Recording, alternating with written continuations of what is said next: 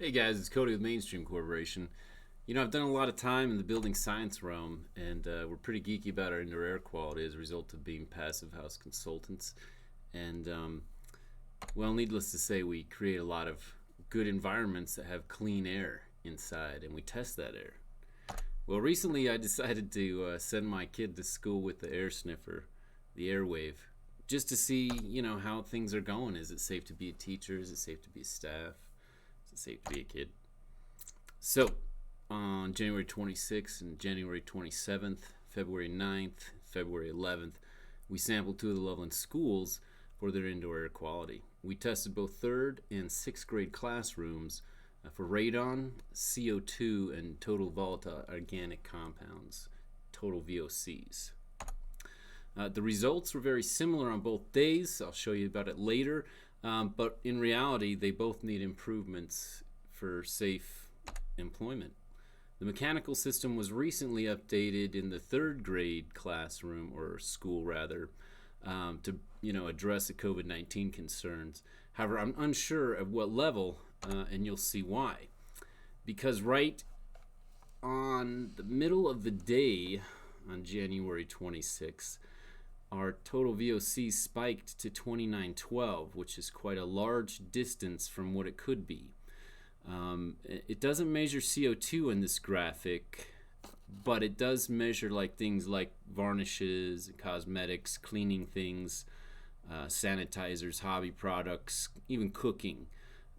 Anyway, you can see how there's a high level here, and that's something to be concerned about and fix. The real kicker, though, because this is kind of like breathing backwash, is the CO2 level, which would be okay if it was 800 parts per million or lower. In this instance, we're at 1490. So this is really high, and you can see how it kind of climbed pretty quick throughout the day. The safe measures, again, are below 800.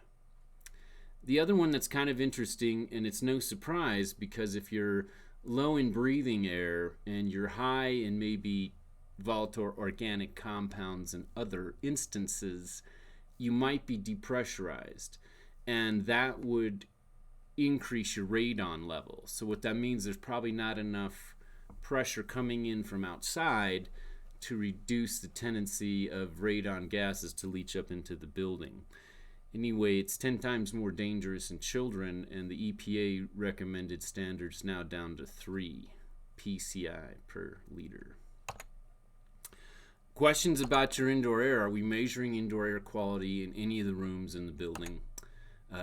Are we using disinfectants properly and administering them properly in a safe, dried manner before occupant use? Because they're potential lung irritants, you might notice kids sniffling or coughing or even wheezing if they're not. Is the recirculation of the indoor air, which is typically done through a rooftop unit using like MERV 13 and entry-level HEPA filtration? Is the ventilation exchange rate per hour more than 4 times, and ideally 6 in rooms that are fully occupied? This filters radon decay and viruses and also allergens and smoke, but it doesn't bring in the fresh air that would address the CO2 problem or the pressure problem. So the amount of CO2 during peak use below 800 ppm, if it is, the room is safe. If it isn't below 800 ppm, there is not enough breathing air coming in from outside. And equally, there's not enough bad air then that's leaving the building. The our total volatile organic compounds here, comparison to both schools, both days, you can see they're too high. Both schools here and here again, they're too high on those 2 days in February as well. And the total VOC is measured in parts per billion. Here's our carbon dioxide levels, both days. Now, what's interesting, this is third grade class here, this is third grade class here, so we inverse them just to see, and there's a similar behavior. What's interesting is right here, this is when class size doubled because everybody was allowed to go to school full time. So that was convenient. Here's just kind of a synopsis or a scenario of all three of those put together and the precise day when the spikes happen. And I guess the key recommendations is we got to increase the ventilation coming in from outdoor. We got to increase outdoor air coming in, and we don't want to waste a lot of energy doing that. So the best way, in summary, is through energy recovery ventilation or heat recovery ventilation. But before we do that, let's retest with instruments inside those classrooms for 1 week. If the results are similar poor air quality, then we need to take some mitigation. The rooftop units or other ventilation air handlers are obviously not bringing in, so we would want to recommission these units to see exactly how much is leaving the building, how much total is coming into the building, and further, can we ramp that up if we notice CO2 levels above that 800 ppm. This is not that hard either.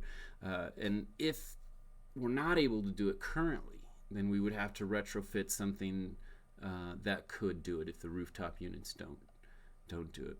Here's just some quick references. There's a bunch of them out there, and certainly this makes sense. If you're breathing other people's air, chances are there might be something in there you don't want. If you have any questions, Cody at mainstreamcorporation.com.